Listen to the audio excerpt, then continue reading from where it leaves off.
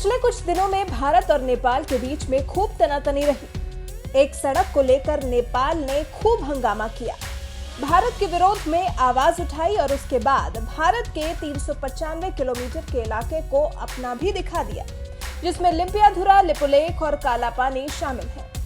नेपाल के प्रधानमंत्री केपी शर्मा ओली की इस मांग को संसद में भी पेश कर दिया गया, जिससे हुआ ये कि पूरा नेपाल एकजुट हो गया।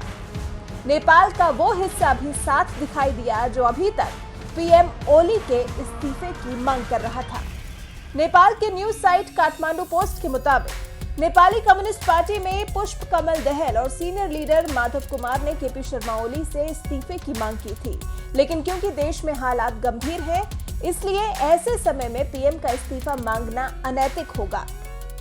विरोधी खेमे का साफ कहना है कि उन्होंने अपनी इस मांग को खत्म नहीं किया है, सिर्फ बजट और नए नक्शे के पारित होने तक रोक दिया है। कई लोग दावा कर रहे हैं कि भारत के साथ सीमा विवाद ने ओली की कुर्सी को बचा लिया है, नहीं तो ओली की कुर्सी जाना लगभग तय था। तो कहीं एक कुर्सी बचाने के लिए केपी शर्मा ओली की कोई चाल तो नहीं?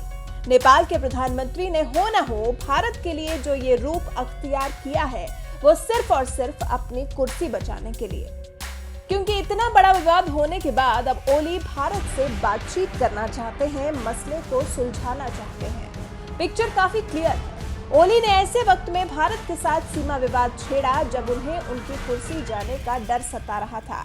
विपक्ष लगातार ओली के इस्तीफे की मांग कर रहा था और जब ओली के कहने पर संसद में संशोधित नक्शा पारित कराने की बात आई तो सभी दलों के लिए एक साथ आने के अलावा और कोई विकल्प शेष नहीं रह गया था। नक्शे का मुद्दा क्षेत्रीय अखंडता और संप्रभुता का जो था, ऐसे में कोई पीएम के इस्तीफे की मांग उठाता तो वो देश विरोधी कहलाता, जिस पर ओली ने ऐसी चाल चली कि उनका विपक्ष भी चारों खाने चित हो गया। लेकिन कहा यह जा रहा है कि ओली ने भले ही अपनी चाल से फिलहाल सबको चुप करा दिया हो, लेकिन आगे उन्हें कमजोर आधार का नुकसान उठाना पड़ सकता है। तो ओली साहब, आप अभी खुश हो लीजिए, क्योंकि आप अभी के लिए अपनी कुर्सी बचा पाने में सफल हो गए हैं। इसी से चिपक कर रहिएगा, पता नहीं कब कौन आपकी कुर्सी को आपसे छीनने में लग जाए।